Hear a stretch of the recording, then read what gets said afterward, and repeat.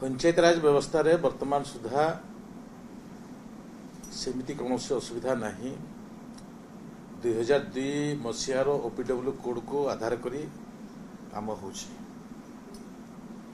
2000 ओपीडब्ल्यू code है ग्राम सभा पारित हो पंचायत समिति अनुमोदन कर कलेक्टर ताको एप्रूव कर परवर्ती मुहूर्त में कलेक्टर ताको डायरेक्शन दब पंचायत समिति को परवर्ती मुहूर्त में काम हो। ये हूँ ओपीडब्ल्यू कोड गाइडलाइन।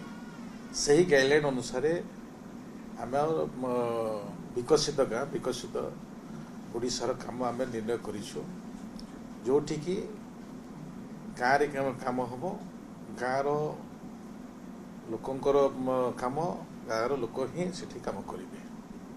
ये हूँ आम पंचायत राज व्यवस्थार संपूर्ण निर्णय 2002 ओपीडब्ल्यू कोड से अनुसार गाइडलाइन परिवर्तन होनी। किए कहला गाइडलाइन परिवर्तन होती पॉइंट परिवर्तन पॉइंट मन मीन्स पॉइंट कौन परिवर्तन पॉइंट आमर जोटा परिवर्तन है आम विधायक एवं जो माने एमपी अच्छा ये कथा प्रायोरिटी अच्छी सबु समय प्रायोरिटी अच्छी आमर प्रतिनिधि मानकर प्रायोरिटी अच्छी प्रतिनिधि मानकर भी मनोभाव अच्छी। मु विस्तृत भाव विधानसभा विषय उल्लेख करी जे ये लक्ष्य महानता अच्छी जे आम विगत दिन देखीचु आज भी आम देखुचु बहुत जगार विभिन्न समय अव्यवस्था दृष्टि प्रतिनिधि माने भी तांकर जो प्रकार रिपोर्ट आसुचे से रिपोर्ट समस्त को व्यथित करुची। बहुत गुड़े प्रतिनिधि भी सस्पेंड होउछंती कारण जो पैसा अच्छे से पैसा को उठे दौरान जानी पारु नाहंती केमती हला कौन हला एमती भी हो मो भितर भी आम मु देखुली जे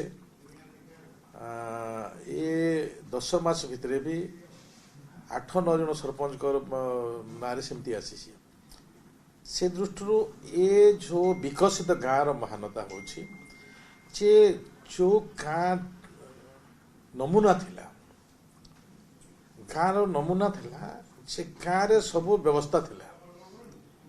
एबे ग्लोबलाइजेशन हैला एबे लोक ए अंचल से अंचल को गले आग ना पश्चिम ओडिशा पूर्व ओडिशा कनेक्ट थिला। मु आपन को 60 वर्षर नमूना दोषी रास्ता नथिला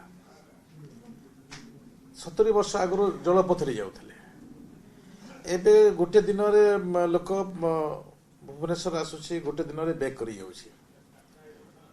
ये व्यवस्था आज आज आज वर्तमान पहुंची से दृष्टि आम छिमिति जड़े वयस्क व्यक्ति गोटे परिवार तार दूरदृष्टि थाए आगामी प्लानिंग मो नाती मानू कौन करी मो आगामी पीढ़ी मु कौन करी से प्रकार हूँ विकसित गाँ से अनुसार जो एमपी एमएलए मानकर अनुभव अच्छी ता सहित आम आउ गोटे भी कथा कही बधान्य व्यक्ति भी जो माने रिसर्च कैपेसिटी थी से प्रकार व्यक्ति भी कलेक्टर को सजेशन दे पारिबो।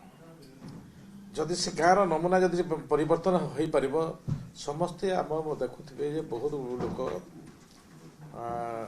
ग्राम सभा को भी आसु था किंतु ताकर स्टडी बहुत अच्छी स्टडी जे गाँ केमती गठन हम गाँ केमती कले आग को आम गाँव सब समस्या हो पार से प्रकार बहुत लोक स्टडी अच्छे बहुत देखु जोटा एमएलए एमपी करदेव डायरेक्ट कलेक्टर को देवे आम स्पेसिफिक अच्छे डायरेक्ट कलेक्टर को देवे ये तो आम हाउस रे कह डायरेक्ट कलेक्टर को देवे कलेक्टर दृष्टिकोण कर प्रकृति में यह द्वारा समाज लाभ क्षति अच्छी गाँव लाभ क्षति अच्छी पंचायत लाभ क्षति ଆଉ ସବୁଠାରୁ ଆଜିକାର ପରିସ୍ଥିତି ଏ ସରକାରର ଆଭିମୁଖ୍ୟ ହେଉଛି ଗୋଟେ ଏସେଟ୍ ତିଆରି କରିବା, ଯେଉଁ ଏସେଟ୍ କି ଆଗାମୀ ଦିନରେ ଆମକୁ ଖୁରାକ ଦେବ, ଯେ ଆମର ପଞ୍ଚାୟତର ଆମେ ନିଜେ ନିଜ ଗୋଡ଼ରେ ଠିଆ ହେବା। ଆମେ ପଞ୍ଚାୟତ ଦିବସର ଆମେ ମୁଖ୍ୟ ଯେଉଁମାନଙ୍କୁ ସମ୍ମାନିତ କରୁ ଯେ ସେମାନେ କେତେ ଏସେଟ୍ କ୍ରିଏଟ୍ କଲେ, ସେମାନେ ଆଗାମୀ ଦିନରେ ନିଜ ଗୋଡ଼େ ନିଜେ ଠିଆ ହେଇପାରିବେ କି, ଏ ପ୍ରକାର ଯେଉଁ ପ୍ରକାର ଏସେଟ୍ ତିଆରି ହେଇପାରିବ ସେ ପ୍ରକାର ପରିସ୍ଥିତିକୁ ଆଖି ଆଗରେ ରଖି ଏ ଯୋଜନାର ନିର୍ଣ୍ଣୟ। ଆଉ ସେ ହିସାବରେ ଆମ 1000 କୋଟି ଟଙ୍କା ଥିଲା, ଏବେ ସରକାର ନିର୍ଣ୍ଣୟ ନେଇଛନ୍ତି, ମାନ୍ୟବର ମୁଖ୍ୟମନ୍ତ୍ରୀ ମୋହନ ମାଝୀ ନିର୍ଣ୍ଣୟ ନେଇଛନ୍ତି 2000 କୋଟି ଟଙ୍କାର ବ୍ୟବସ୍ଥା। ଆମେ ପ୍ରତ୍ୟେକ ବର୍ଷ 5 ବର୍ଷରେ ଆମେ 10,000 କୋଟି ଟଙ୍କାରେ କରିବୁ ଯେ ଏସେଟ୍ କ୍ରିଏଟ୍ ହେବ। ମୁଁ ଗୋଟେ ଏକ୍ଜାମ୍ପଲ୍ ଦେଉଛି, କଲ୍ୟାଣ ମଣ୍ଡପଟେ ଆମେ ତାହାକୁ କଲ୍ୟାଣ ମଣ୍ଡପର କେବଳ କାମ ଥିଲା ଯେ କଲ୍ୟାଣ ମଣ୍ଡପରେ ଆସିବେ ଖାଇବେ ପଳେଇବେ, ଗାଁର କାମରେ ଲାଗୁଥିଲା, ମୁଁ ମନା କରୁନି। ଏବେ କଲ୍ୟାଣ ମଣ୍ଡପକୁ ଆମେ ଢାଞ୍ଚା ଚେଞ୍ଜ କରିଛୁ। କଲ୍ୟାଣ ମଣ୍ଡପରେ ସାଂସ୍କୃତିକ କାର୍ଯ୍ୟକ୍ରମ ହେଇପାରିବ, କଲ୍ୟାଣ ମଣ୍ଡପରେ ଜଣେ ବ୍ୟକ୍ତି ବି ତାହାକୁ ବ୍ୟବହାର କରିପାରିବ, ତାର ସାମାଜିକ କାମରେ ବ୍ୟବହାର କରିପାରିବ। କଲ୍ୟାଣ ମଣ୍ଡପ ଟ୍ରେନିଂ ବି ହେଇପାରିବ ଯେ ଆମେ ଯେଉଁ ନୂଆ ଯୋଜନା କରୁଛୁ ସେ ଯୋଜନାର ଟ୍ରେନିଂ କେଉଁଠି ହେବ, ସେ କଲ୍ୟାଣ ମଣ୍ଡପ ହେବ। ଏ ପ୍ରକାର ମୁଁ ଗୋଟେ ଏକ୍ଜାମ୍ପଲ୍ ଦେଲି। ତ ସେହି ପ୍ରକାର ଆମେ ଆଗାମୀ ଦିନରେ ଗୋଟେ ଏସେଟ୍ କରିବୁ ଯେ ଟ୍ୟାଙ୍କର ଦେବୁ, ଆଗାମୀ ଦିନରେ ଟ୍ୟାଙ୍କର ଦେବୁ। ଟ୍ୟାଙ୍କରରେ 2 ଜଣ ବ୍ୟକ୍ତି ଏନଗେଜ୍ ହେଇପାରିବେ, ଗୋଟେ ଗାଁରେ 2 ଜଣ ବ୍ୟକ୍ତି ଏନଗେଜ୍ ହେଇପାରିବେ।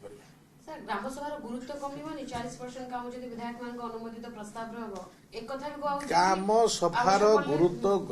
ସଭାର ଗୁରୁତ୍ୱ କାହିଁକି କମିବ? ବିନା ଏସେଟ୍ କ୍ରିଏଟ୍ରେ ଯଦି କୌଣସି ପ୍ରସ୍ତାବ ଯଦି ଗୃହୀତ ହେଲା ତାହେଲେ ଆମେ ଭାବିବା ଯେ ପ୍ରକୃତିରେ ଲୋକଙ୍କର ଗୁରୁତ୍ୱ କମୁଛି। ମୁଁ ଏଥି ଆଗ୍ରହ ପ୍ରକାଶ କରିବି ଯଦି ସେ ପ୍ରକାର ବି ମାନେ